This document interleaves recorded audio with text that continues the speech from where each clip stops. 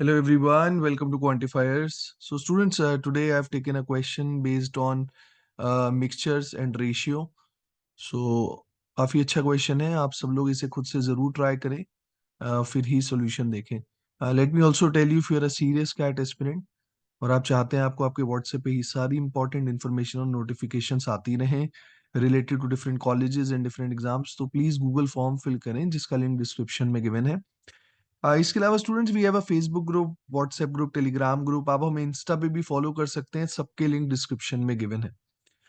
So here is the question. Video को pause करें और ट्राई करें.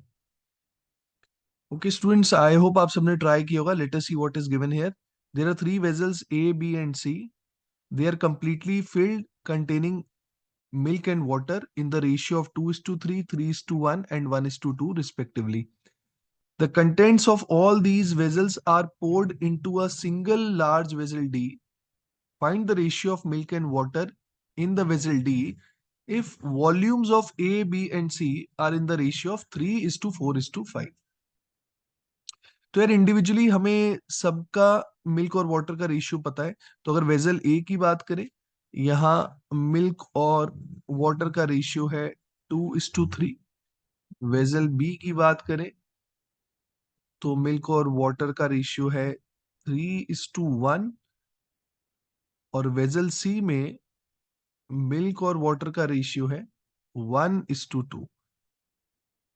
फर्दर यार ये भी गिवन है कि ए बी सी जिस रेशियो में मिक्स हुए दैट इज 3:4:5. तो मतलब अगर वेजल ए 3 लीटर का है तो वेजल बी 4 लीटर का है और वेजल सी 5 लीटर का है. Now see, to make your calculation easy, हम पहले भी ये चीजें डिस्कस कर चुके हैं कि अगर क्वेश्चन में कहीं भी एक्चुअल वैल्यूज गिवन नहीं है, everything is given only in terms of ratios और इन टर्म्स ऑफ परसेंटेज, तो यार आप कोई भी वैल्यू एज्यूम करके सॉल्व कर लो, आंसर हमेशा सेम ही आएगा.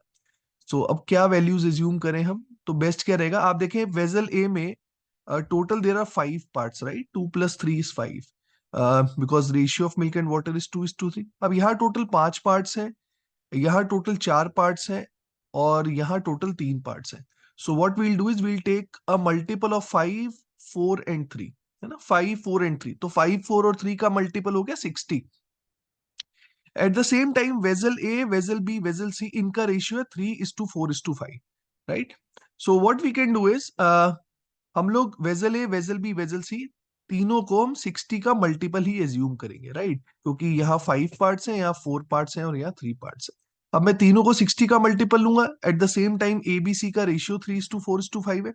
तो वेजल ए को मैंने ले लिया 60 × 3, वेजल बी को मैंने ले लिया 60 × 4 और वेजल सी को मैंने ले लिया 60 × 5. अब इससे क्या होगा यार, मेरी सारी वैल्यूज इंटीजर्स में आएंगी, मेरी कैलकुलेशन काफी आसान हो जाएगी. तो बेसिकली वेजल ए कितने का हो गया, vessel A will be of 180 litres, vessel B will be of 240 litres and vessel C will be of 300 litres, right. तो अब आप देख सकते हैं रेशियो भी 3, 4 और 5 का है. Now 180 can easily be divided in the ratio of 2:3.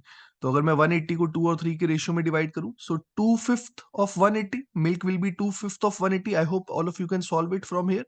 This will be 72 and this will be 108.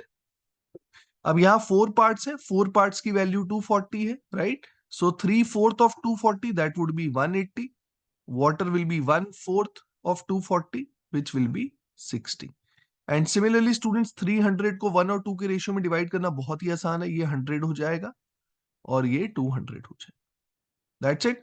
Now if we add milk, अगर मैं तीनों जगह से ऐड कर लूं, so total milk comes out to be 72 plus 180 plus 100, which comes out to be 352. और water कितना हो जाएगा, water will be 108, 60 and 200. So 260, 368. तो बस यार अगर मैं इसका रेशियो निकाल लूं, so if I divide 352 by 368, आप देख सकते हैं दोनों 4 से डिवाइड हो रहे हैं, राइट. सो अगर मैं 4 से डिवाइड करूं, so we'll get 4 × 8 is 32, 4 × 8 is 32 और 368 को 4 से किया, सो वील गेट 92.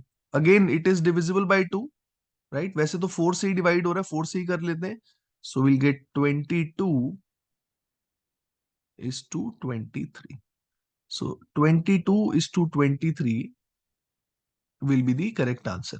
तो थोड़ा सा कैलकुलेटिव है, राइट? लेकिन अगर आप वैल्यू सही तरीके से लेंगे तो कैलकुलेशन काफी इजी हो जाएगी। सो आई होप यार आपको क्वेश्चन समझ में आया होगा। वीडियो पसंद आई तो प्लीज लाइक करें, अच्छा सा कमेंट करें, दोस्तों के साथ वीडियो को शेयर करें, चैनल सब्सक्राइब नहीं किया है तो वो भी कर लेना। Thank you everyone.